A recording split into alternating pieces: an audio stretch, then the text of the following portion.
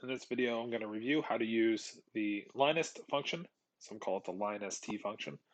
First, I'm going to begin by actually doing a quick plot of our data.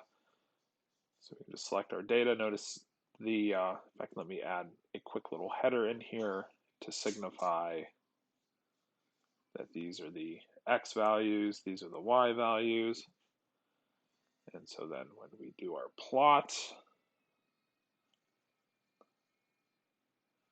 we can insert a scatter plot. I'm using a MacBook. I think plotting is probably so ubiquitous anymore with a PC, but if anybody wants me to make this video with a PC, please let me know. Just select the data, do a right click, add trend line.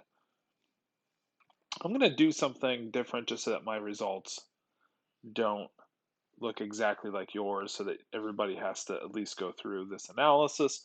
I'm going to force the intercept through 0, 0. Okay, so you see it's not exactly the best fit. And then you can see the equation on the chart. You can see it doesn't give you the intercept value because it's 0. And then if I want to do the LINEST function, now the LINEST function, you would do that when you want to return the uncertainty on your slope. And if you're not forcing it through 0, you get the uncertainty in the intercept as well.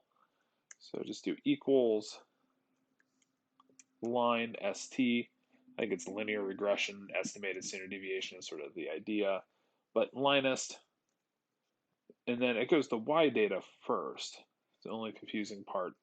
Well, only one of maybe a few confusing parts of this. And then it's like your X data. And then it's false if you want to force the intercept through 0, 0, and then true if not. So ordinarily, most fits are going to be doing true instead of false. And then true gives you all the statistics. So you want to do false to force through the intercept, but this false should be true if you don't want to do that, and then true to give you all the statistics you need.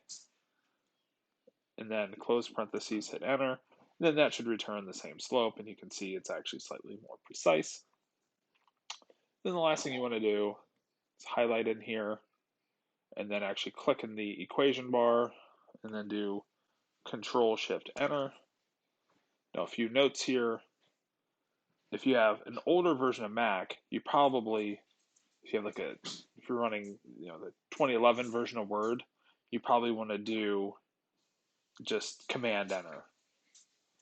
But and you could try Command Shift Enter, but usually, and on newer Macs, you want to do Control Shift Enter.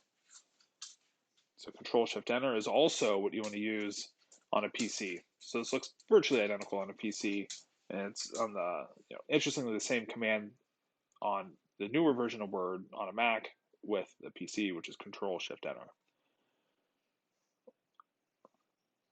So let me one more time. Okay, so we see, and I've typed in the data here that you get back. So you get your slope, then you get the intercept, then you get the delta slope, the uncertainty in the slope, uncertainty in the intercept. Of course, we don't get any of that data because it's forced through 0, r squared.